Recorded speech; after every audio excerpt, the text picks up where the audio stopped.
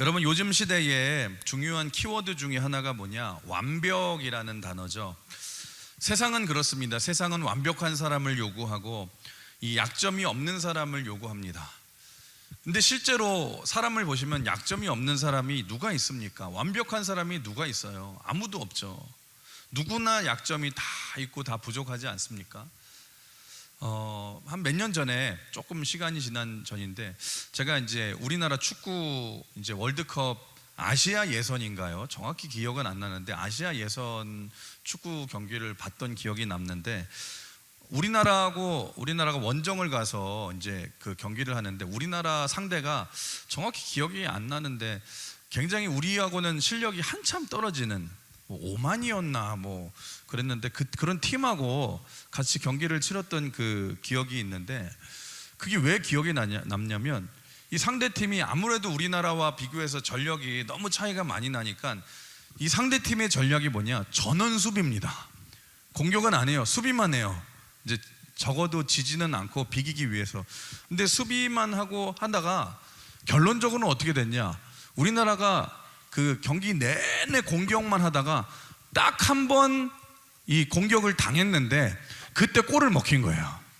그래서 경기 결과가 제가 아직도 기억이 나요. 1대0으로 우리나라가 한 100번 공격을 하고 수비 한 번 잘못했다가 한 번 수비를 이 팀이 공격을 했는데, 속공을 했는데 그 속공에 골을 먹혀가지고 우리나라가 1대0으로 지는 아주 처참한 결과. 그래서 이 축구 속담 중에 여러분 이런 속담이 있죠. 강한 자가 이기는 것이 아니라 이기는 자가 강한 것이다. 강한 자가 이기는 것이 아니라 이기는 자가 강한 것이다. 정말 그렇지 않습니까? 여러분, 오늘 본문에 나오는 오늘 본문은 이 아브라함의 아들인 이삭에 대한 스토리인데, 여러분, 이삭의 인생이 그랬던 것 같아요. 이삭은 굉장히 성경을 보시면 많이 등장하지 않는 인물이고 소극적인 인물이고 내성적이고 수동적인 인물입니다. 별로 매력이 있어 보이지도 않고요. 굉장히 연약해 보이는데, 이상한 점은 뭐냐? 성경을 보시면 이삭은 매번 승리하는 모습이 나와요. 여러분, 그렇다면 궁금하지 않습니까? 그 이유가 뭘까? 여러분, 그 답을 말씀드리자면, 이삭은 한마디로 말해서 한번 따라해 볼까요? 이삭은 하나님께 잘 붙어있던 사람이었기 때문입니다. 여러분, 이삭은 하나님께 잘 붙어있던 사람이었다는 거예요. 우리 오늘 본문을 한번 12절 13절을 같이 읽어볼까요? 시작. 이삭이 그 땅에서 농사하여 그 해에 100배나 얻었고 여호와께서 복을 주심으로 그 사람이 창대하고 왕성하여 마침내 거부가 되어. 여기 보시면 이삭이 그 땅에서 농사했다는데, 농사하다가 100배의 축복을 얻었다 하는데, 그 땅이 어디냐? 이 블레셋의 그랄 땅입니다. 그러니까 여러분, 당시 이 블레셋은 이스라엘 백성들과 함께 가나안 땅에 섞여서 살고 있었는데, 그래도 가나안 땅입니다. 가나안 안에 있는 땅인데, 지금 이삭이 이 그랄 땅에 머물게 된 배경을 보시면, 이 창세기 26장의 앞부분을 보시면 여러분, 흉년이 임하게 됩니다. 흉년이 임하게 되면 사람들이 대부분 마찬가지죠. 인생에 어려운 일이 생기면 우리가 어떤 결정을 보통 내리냐? 대부분이 비슷해요. 문제가 없는 곳으로 우리가 가려고 하고 어려움을 피해 가려고 하지 않습니까? 여러분, 이삭도 마찬가지였어요. 이삭도 대단한 사람이 아니라 굉장히 평범한 사람이었는데, 이삭도 흉년이 임하자 흉년이 없는 곳으로 피하려고 했습니다. 원래 그 팔레스타인 지역의 사람들이 대부분 흉년이 오면은 피해서 가는 곳이 어디냐? 애굽입니다. 그러니까 이삭의 아버지 이 아브라함도, 우리 아브라함 메시지를 나눌 때 창세기 12장에서도 똑같은 일이 있었죠. 흉년이 임하자 아브라함이 하나님의 약속의 땅을 떠나서 애굽으로 가지 않았습니까? 그러니까 이삭도 마찬가지로 여러분, 흉년이 임하자 애굽으로 가려고 하는데, 그 가기 직전에 그 통가지가 어디냐? 이 블레셋의 그랄이라는 땅이었는데, 거기서 하나님의 말씀이 임하게 되는 거예요. 우리 창세기 26장 앞에 있는 2절을 같이 읽어볼까요? 2절 시작. 여호와께서 이삭에게 나타나 이르시되 애굽으로 내려가지 말고 내가 내게 지시하는 땅에 거주하라. 그러니까 결론적으로 이삭이 하나님의 말씀을 듣고 어쨌든 그 말씀에 순종하여서 가나안 땅으로 가지 않고 이 블레셋 땅이지만 가나안 영역에 있는 땅을 벗어나지 않았다는 것입니다. 그러니까 무슨 말이냐? 이삭이 하나님의 말씀을 듣고 순종한 거죠. 사실 여러분 창세기 우리 26장 이전의 말씀들은 안 나누었지만 그 전에 어떤 일들이 있었냐? 이삭이 실수를 많이 했습니다. 믿음의 실수. 아버지 이 아브라함이 했던 실수와 똑같이 아내를 누이라고 막 속여서 빼앗길 뻔한 사건도 있었고, 그렇게 거짓말을 해서 창피를 당하고, 그러니까 이삭도 실수를 하고 이삭도 여러 가지 어려움을 만나게 되었어요. 여러분 우리도 마찬가지 아닙니다. 우리도 이 땅을 살아가면서 내가 예수 그리스도를 믿는 사람으로서 살아가면서 여러분 믿음으로 우리가 멋지게만 살아가는 것이 아니라 실수할 때도 있잖아요. 넘어질 때도 있지 않습니까? 우리가 지난 한 달간 2월 한 달간 창세기 22장에 아브라함에 관한 말씀을 나누면서 여러분 무슨 말씀을 나누었습니까? 신앙생활이라는 것은 무조건 평탄함이 오고 만사형통한 것이 아니라, 고난이 없는 것이 아니라, 신앙생활이라는 것은 뭐냐?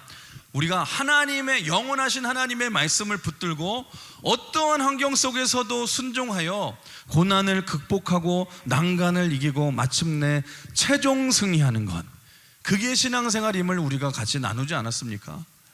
즉 예수 믿는다는 것은 뭐냐? 고난이 없거나 고난을 피하는 것이 아니에요. 여러분 신앙생활은 뭐냐? 어떤 고난이 와도 그 고난을 믿음으로 뛰어넘고 이기는 것을 말하는 줄 믿습니다. 그래서 믿음이라는 단어가 이 히브리 단어로 에무나라고 하는데 그 뜻이 뭐냐? 견딤이라는 뜻이에요. 견딤, 끝까지 견디는 것. 그러니까 신앙생활이라는 게 뭐예요? 어떤 상황과 환경 속에서도 하나님의 그 약속을 붙들고 될 때까지 견디는 것인 줄 믿습니다.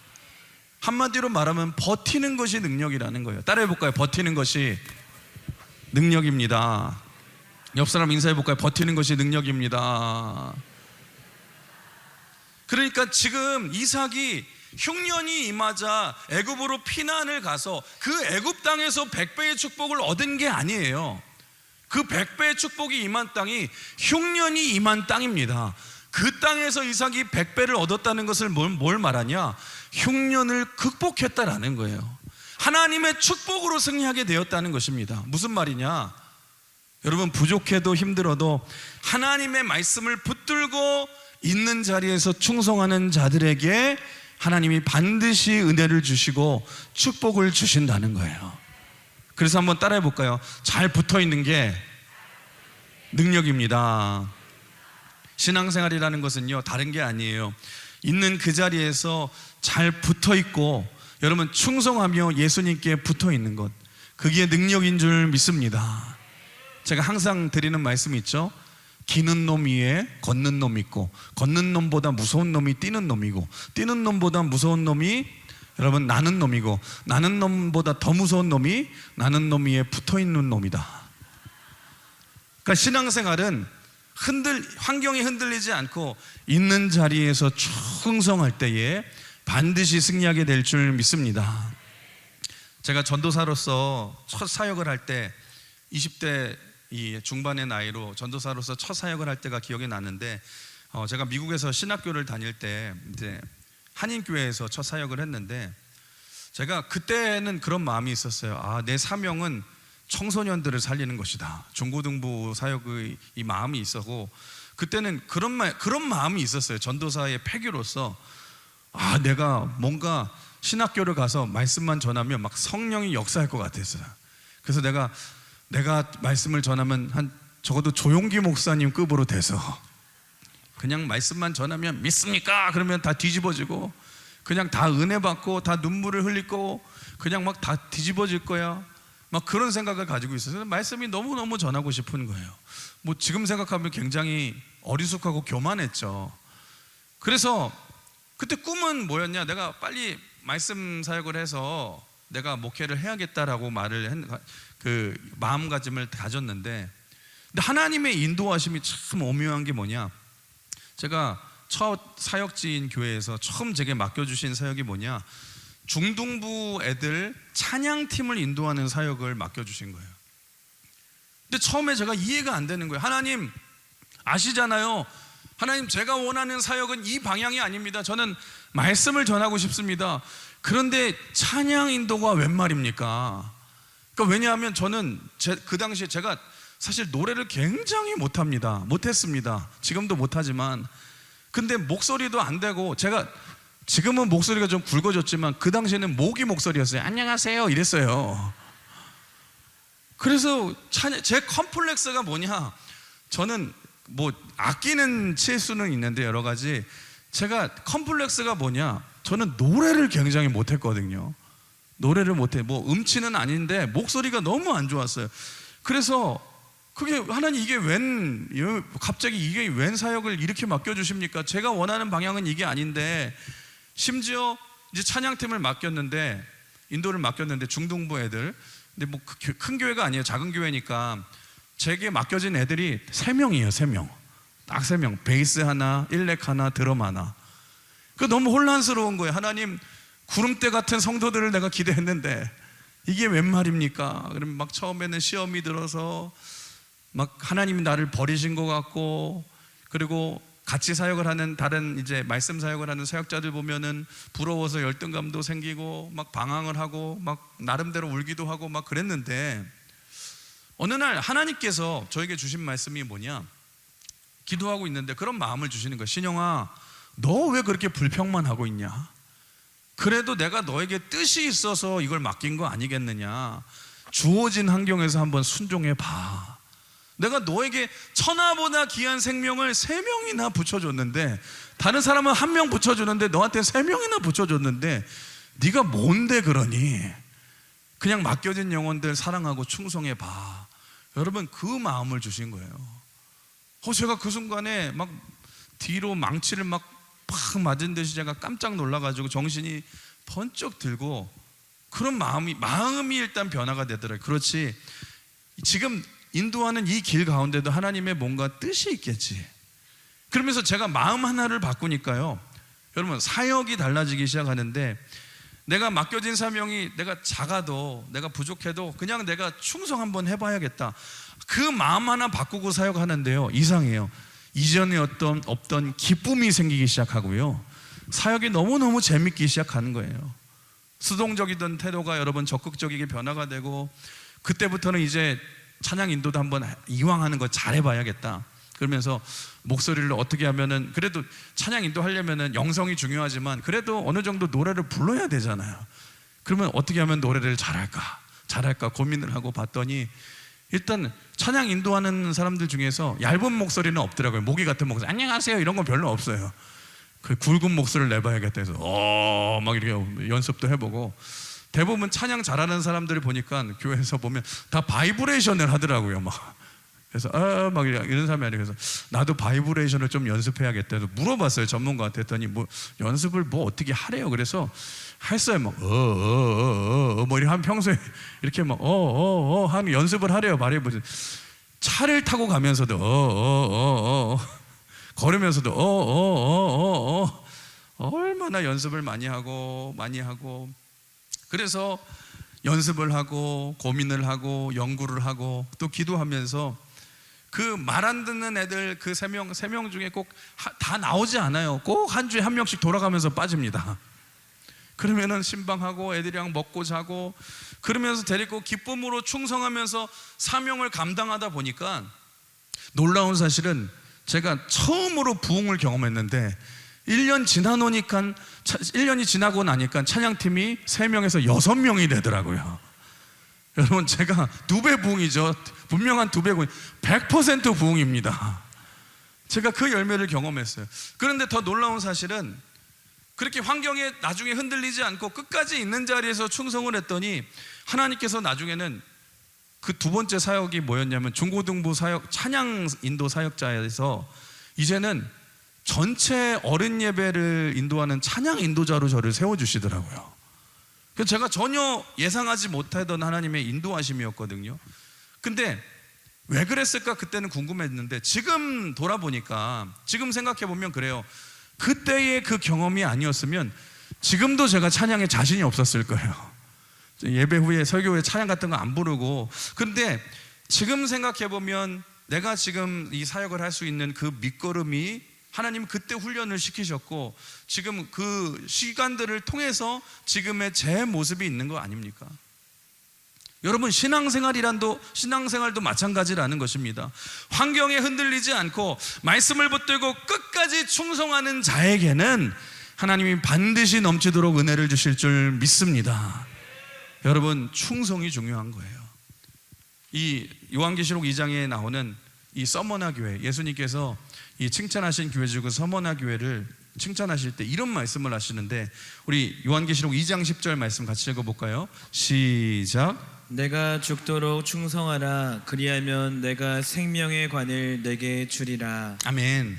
충성하래요. 근데 어디까지 충성하래요? To the point of death.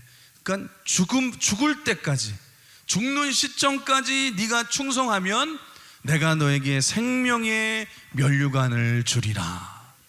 여러분, 서머나 교회는 당시에 약한 교회였습니다.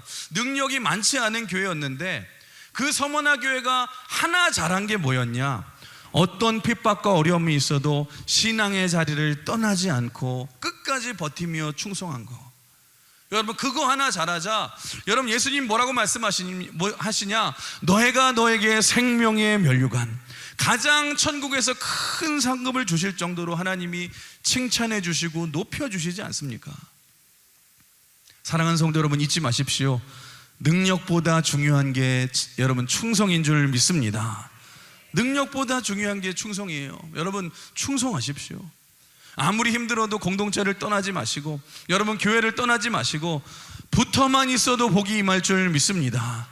하나님의 말씀을 붙들고 여러분 충성할 때에 하나님께서 100배의 축복을 주실 줄 믿습니다. 저도 이제 목회를 하면서 전에는 제가 그랬어요. 제가 닮고 싶어하는 목사님들, 제가 그런 바라보는 목사님들이 주로 뭐였냐면 능력이 많은 목사님들을 제가 전에는 좋아하고 존경스러웠는데, 목회를 하면서 변화된 것 중에 하나가 뭐냐? 이제 바뀌었어요. 어떤 목사님이 존경스럽냐? 평생토록 여러분 섬기는 교회 우직하게 충성스럽게 섬기다가 은퇴하신 목사님들. 야, 나는 1년 목회하기도 이렇게 힘든데 그 30년, 40년, 50년의 목회를 어떻게 감당했을까? 큰 교회, 작은 교회를 떠나서 여러분 나에게 맡겨진 사명을 충성하다가 사명을 잘 마치신 분들이 가장 존경스럽더라고요. 여러분, 왜인 줄 아십니까? 능력보다 중요한 게 충성이기 때문에. 여러분, 잊지 마십시오. 믿음은 견딤입니다. 견디는데 그냥 견디는 게 아니라 어떻게 견디는 것이냐? 하나님이 내게 주신 말씀을 붙들고 견딜 때에 반드시 승리를 주시고 영광스럽게 하실 줄 믿습니다. 여러분, 예수님께 붙어있는 게 능력인 것을 기억하시길 바라고, 그래서 자리가 중요한 거예요. 오늘도 말씀 붙들고 여러분 있는 자리에서 충성할 때에 하나님이 주시는 복으로 날마다 승리하시는 여러분 되시길 주님의 이름으로 축복합니다. 주님의 이름으로 축복합니다. 옆에 사람한테 인사해 볼까요? 있는 자리에서 충성합시다. 계속해서 오늘 본문을 보시면 이제 하나님의 은혜로 이삭이 농사하여 100배나 그랄 땅에서 복을 받아서 거부가 되었어요. 근데 세상은 어떠냐? 세상은 그래요. 잘 나가면 시기심이 생기고요, 잘 나가는 사람에게 경쟁심이 생겨서 여러분 잘 나가면은 무조건 좋은 게 아니에요. 공격당하거든요. 지금 블레셋 사람들이 이삭을 시기하여서 지금 공격하기 시작하는데 이삭이 판 우물을 빼앗고 또 빼앗기 시작합니다. 근데 이삭의 태도를 보시면 좀 이상합니다.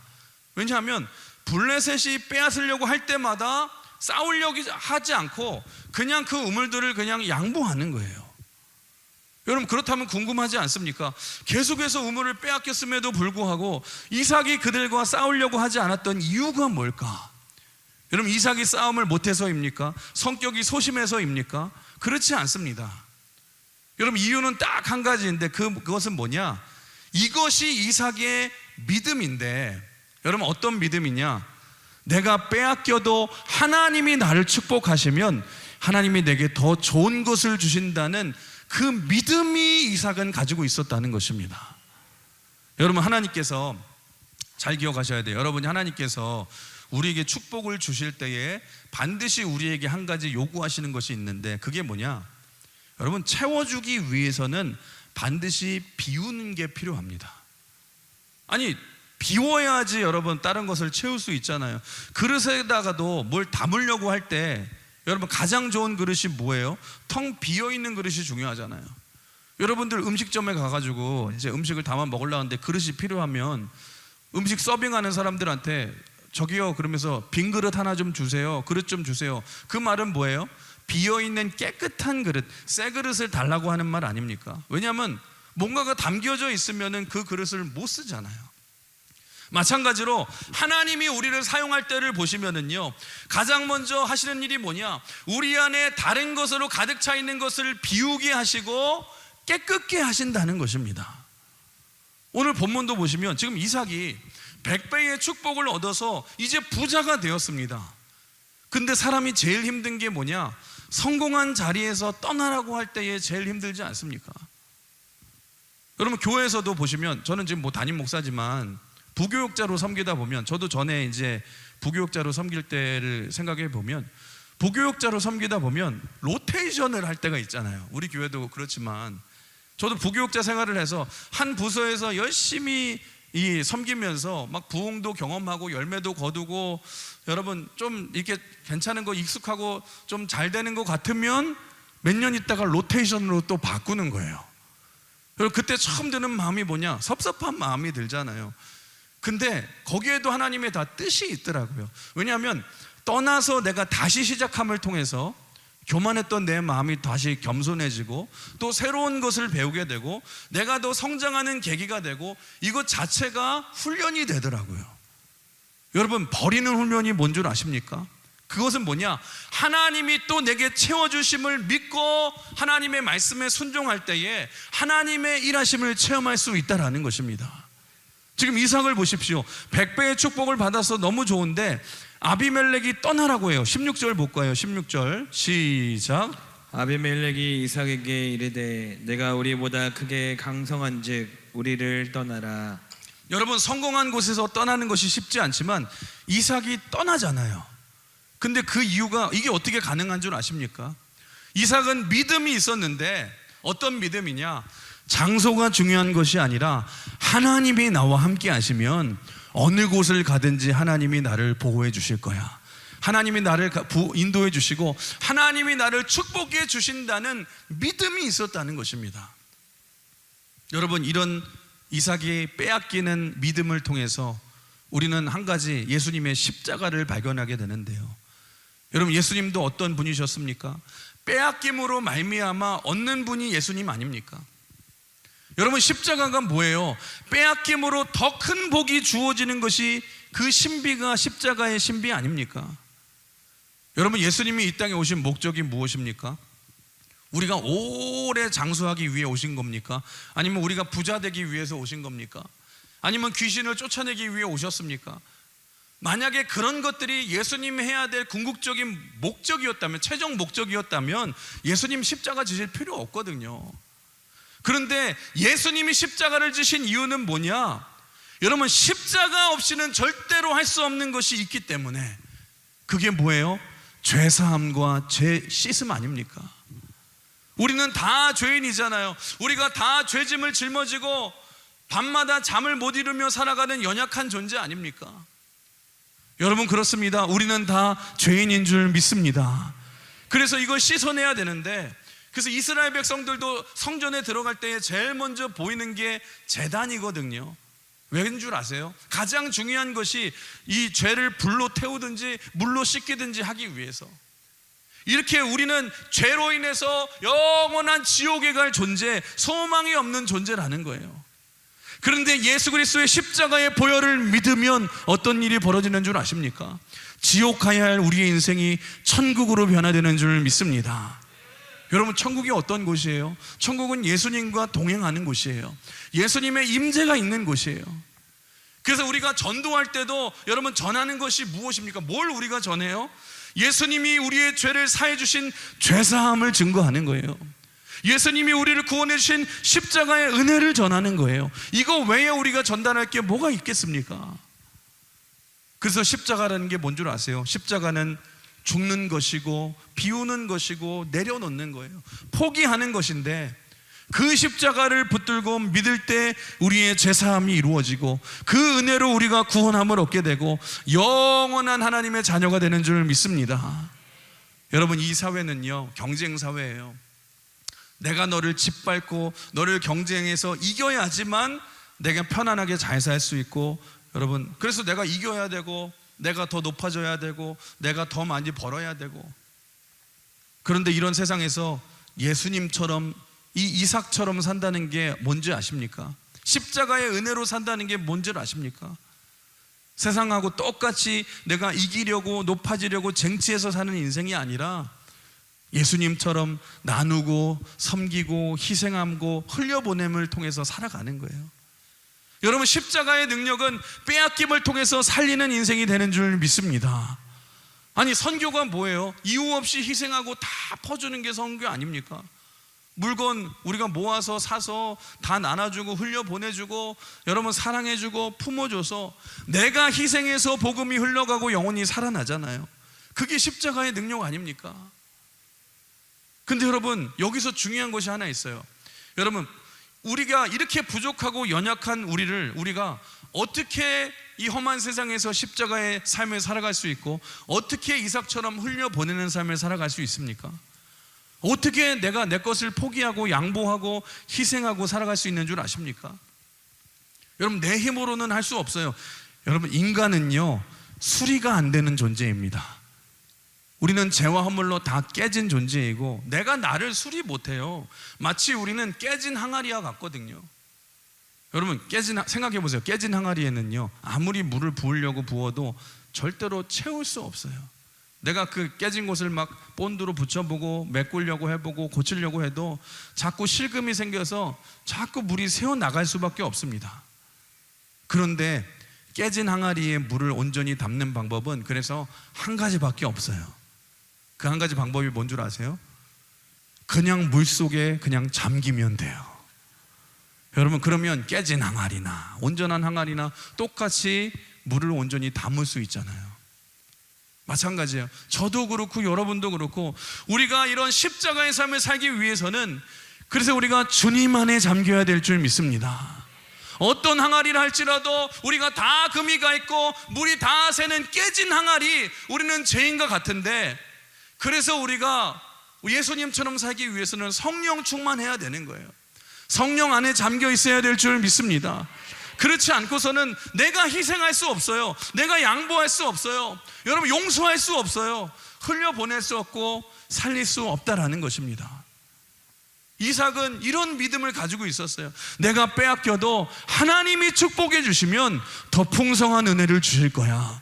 인생은 내 힘으로 살아가는 것이 아니라 하나님의 은혜로 살아가는 거야. 하나님의 축복으로 승리하는 거야. 내 인생에도 분명히 하나님께서 좋은 날을, 더 좋은 은혜를 부어주실 거야. 그 하나님을 믿으니까 포기할 수 있고요, 그 하나님을 믿기에 양보할 수 있는 거예요. 지금 축복해 준 자리보다 더 좋은 자리로, 여러분, 지금은 비록 어려워도 더 좋은 곳으로 나를 이끄신다는 믿음을 가지고 있었다는 것입니다. 여러분 보십시오. 그 믿음을 가지고 우물을 파자 어떤 일이 벌어집니까? 우물을 빼앗겼는데도 여러분 또 파는데 또 우물이 터져 나오고 또 파는데도 우물이 터져 나오고. 그래서 여러분 오늘 본문에 나오는 우물마다 이름을 붙였잖아요. 에색보다 신나가 더 좋은 우물이 되었고요, 신나보다 르호봇이 더 좋았고요, 여러분 다툼이 변하여 더 풍성케 축복해 주시고 더 넓게 해주시는 그 은혜, 어제보다 오늘이 더 좋을 줄 믿습니다. 은혜 안에 있는 자에게는 오늘보다 내일 더 큰 은혜를 부어주실 줄 믿습니다. 사랑하는 우리 강은혜 성도 여러분, 우리가 이삭의 이 믿음을 배워야 돼요. 오늘 이 자리 가운데 어떤 어려움이 계십니까? 지금 당장은 어려울 수 있어도 여러분 내 인생을 인도하신 하나님을 믿으십시오. 우리 가정을 하나님이 반드시 인도해 주실 줄 믿습니다. 우리 사업장을 하나님이 경영하여 주시고 내 자녀를 하나님이 반드시 도와주실 것을 믿으십시오. 때로는 내가 손해를 봐야 될 때도 있고 양보하면서 내가 빼앗길 때도 있지만 여러분 믿음으로 잘 견디면서 하나님이 주신 은혜를 붙들며 주님 안에 거하며 살아갈 때에 더 풍성한 은혜를 주실 줄 믿습니다. 그런 은혜로 살아가시길 주님의 이름으로 축원합니다. 그런데 더 중요한 건 뭐예요? 그래서 주님 안에 붙어 있어야 되는 거예요. 성령 안에 거해야 될 줄 믿습니다. 여러분 잊지 마십시오. 신앙생활은 다른 게 아니라 하나님과의 관계입니다. 여호와 하나님을 우리가 가까이 함이 능력임을 기억하시면서 어려워도 주님만 바라보며 내 인생을 인도하실 그 하나님을 믿으며 하나님이 주시는 이 압도적인 축복으로 승리하는 저와 여러분 되시길 주님의 이름으로 축원합니다. 주님의 이름으로 축복합니다. 그런데 여러분 세 번째로 이 장면을 한번 상상해 보세요. 지금 아비멜렉이 이삭에게 떠나라고 해가지고 떠나서 우물을 파는데 여러분 지금 흉년의 때입니다. 흉년이라는 게 뭐냐? 물이 없어가지고 하늘에서 비가 내리지 않아서 땅을 파도 물이 없어서 농사도 안 되고 곡식도 자라지 않는 상태가 흉년이잖아요. 그러니까 여러분 지금 이때에 물이 얼마나 소중한 겁니까? 그런데 이삭이 축복의 자리를 떠나서 흉년의 때에 우물이 다 말라버린 곳에서 그래 내가 여기를 파보자 해서 팠더니 여러분 우물이 팡 쏟아 나오는 거예요. 우와 우물이 터진다. 블레셋 사람들이 시기해서 나중에 우물을 또 빼앗자 싸우지 않았어요. 다른 곳에 가서 하나님이 축복해 주시겠지 믿고 우물을 또 파는데 팔 때마다 또 펑 하고 우물이 터져 나오는 거예요. 와 또 우물이 터진다. 여러분 한 번이면 우연일 수 있지만 계속해서 터졌다는 것은 뭐냐? 이삭이 우물을 파는 것이 아니라 하나님의 손이 이삭을 도와주고 있는 거예요. 하나님의 손이 파주고 있는 거예요. 여기서 여러분 기억해야 될 게 뭐냐? 아브라함도 그렇고 이삭도 마찬가지로 하나님이 주신 기가 막힌 복이 있는데 그게 뭐냐? 우리 하나님은요 이게 우리에게도 주신 복이죠. 내가 너를 복이 있는 곳으로 가게 하리라. 그 복이 아니에요. 하나님이 우리에게 주신 복은 뭐냐?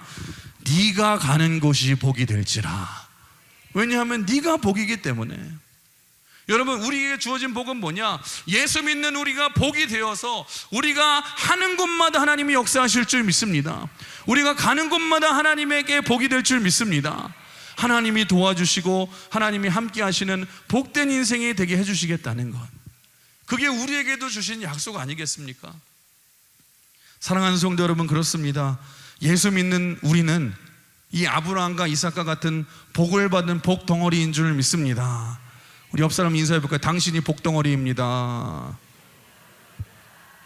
다시 한번 인사해 보자. 당신의 얼굴을 보니 복덩어리입니다. 여러분 아브라함에게 네가 어디로 가든지 복의 근원이 될지라 하신 것처럼 여러분들이 파는 모든 우물에서 여러분 우물물이 터져 나오시길 주님의 이름으로 축원합니다. 올 한 해 우리 강원교회가 하는 모든 사역 가운데 하나님의 은혜와 축복이 솟아나길 주님의 이름으로 축원합니다. 전도의 우물을 팔 때마다 전도의 열매가 풍성해지고 구제의 우물을 팔 때마다 구제의 열매가 풍성해지고 여러분 우리가 우리 손으로 주의 일을 감당하는 곳마다 하나님의 샘물이 터져나오게 하실 줄 믿습니다. 그런데 마지막으로 한 가지, 오늘 본문에서 아주 중요한 사실이 하나 있는데 아브라함이 우물을 파는데 그냥 아무 땅이나 가서 우물을 판 게 아니라는 거예요. 우리 18절 한번 같이 읽어볼까요? 18절 시작. 그 아버지 아브라함 때에 팠던 우물들을 다시 팠으니 이는 아브라함이 죽은 후에 블레셋 사람이 그 우물들을 메웠습니다. 지금 아브라함이 아무 땅이나 판 게 아니라 어떤 땅을 골라서 팠냐면 아버지 아브라함 때에 파놓았던 우물, 나중에 블레셋 사람들이 메꾸어 버린 우물들을 찾아서 다시 팠다라는 것입니다. 여러분 마틴 로이드 존스 목사님이 이 부분에서 이 말씀에 대해서 이런 말씀을 하셨는데, 이삭이 메꾸어진 아버지 아브라함의 우물을 판 것을 다른 말로 하면 부흥이라고 한다. 그러니까 여러분 부흥이라는 것은 딴 게 아니라 예전에 역사했지만 지금은 메꾸어져 버린 것을 다시 파내어서 다시 샘물이 터지게 하는 것이 부흥이라는 것입니다. 다시 생명을 회복하는 것.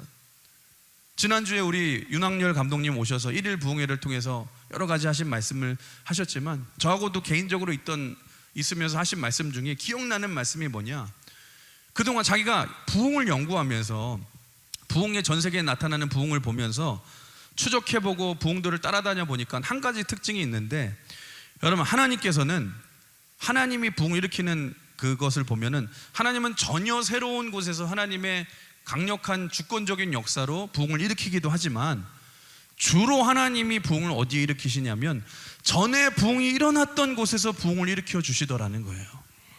마치 이삭이 아버지 아브라함이 팠던 우물을 다시 팔 때에 우물이 다시 터져 나왔듯이 하나님은 부흥이 일어났던 곳에 다시 부흥을 주시는 줄 믿습니다.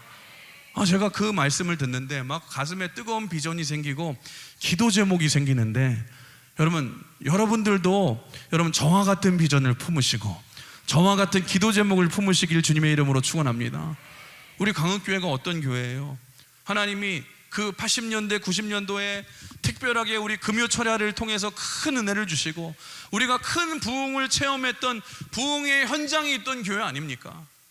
저도 그 부흥의 현장을 체험했고, 그래서 저도 늘 사모함이 있었는데, 지금 우물이 이 메꾸어져 막혀 있을 때에 그래서 우리의 기도 제목, 우리의 비전이 뭐가 되어야 되냐? 하나님, 올 한 해 다시 우리가 꿈꾸길 원합니다. 우리 강흥교회가 다시 메꾸어진 은혜의 우물을 파괴하여 주셔서 제2의 강흥교회의 부흥의 우물이 터지게 하여 주시옵소서. 부흥의 우물이 터질지어다, 기도의 샘물이 터질지어다, 성령의 강물이 터질지어다. 여러분, 여기 계신 많은 우리 장로님들과 우리 권사님들 만날 때마다 그런 추억 많이 하시잖아요. 항상 그래요. 그때가 좋았지, 그때가 좋았지. 우리 목사님 하얀 양복 입으시고 날아다니실 때 그때가 좋았지. 그 땀방울이 천장에서 뚝뚝 떨어질 정도로 뜨겁게 우리가 기도했던 그때가 좋았지. 밤새도록 찬양하고 기도하던 그때가 좋았지.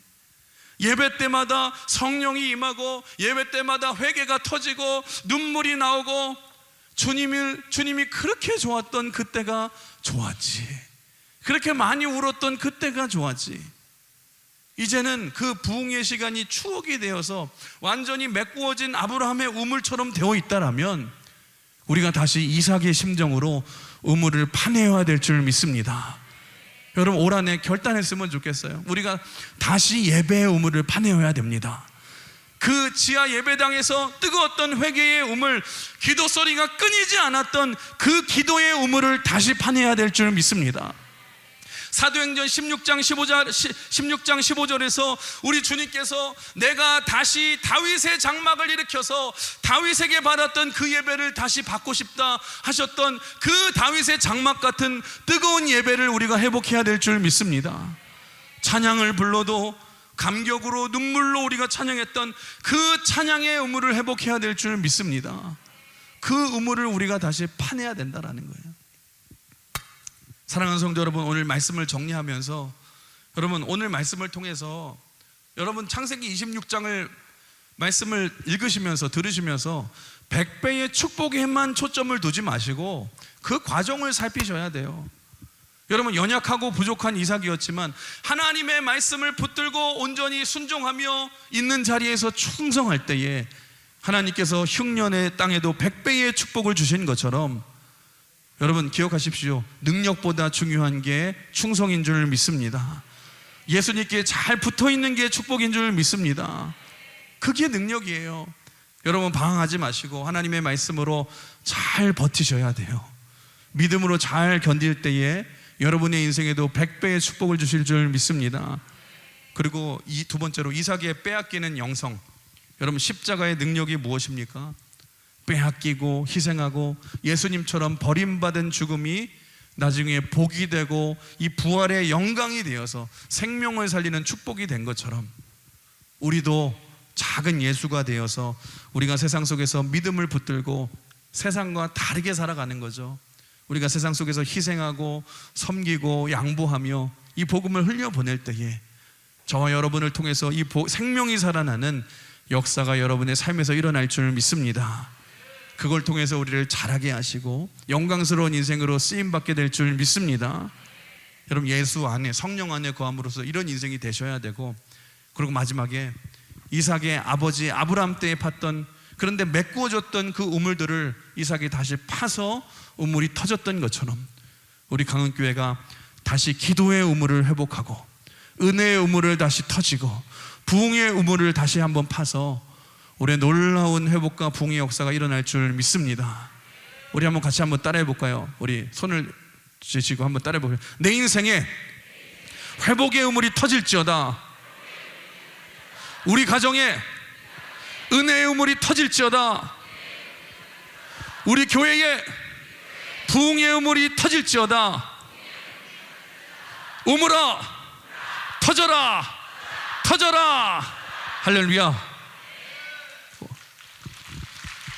우리 강은교회가 그래서 하나님의 은혜로 저는 기대하는 게 있어요. 하나님 우리 강은교회를 통해 다시 제2의 부흥이 일어나서 하나님, 그래서 우리 모든 사람들이, 제가 꿈꾸는 것이 있잖아요. 하나님, 그 역사상 있었던 부흥을 역사로만 기록하는 게 아니라 제 당대의 하나님 부흥을 체험하게 해주세요. 저는 평생의 기도 제목이에요. 그래서 하나님의 은혜로 우리 강원교회를 통해서 제2의 부흥의 여러분이 주역이 되시기를, 그래서 기약에 쓰임받는 여러분 되시길 주님의 이름으로 축원합니다. 우리 같이 이 찬양 한번 잘 아시는 찬양이죠. 우리 열려야 돼요.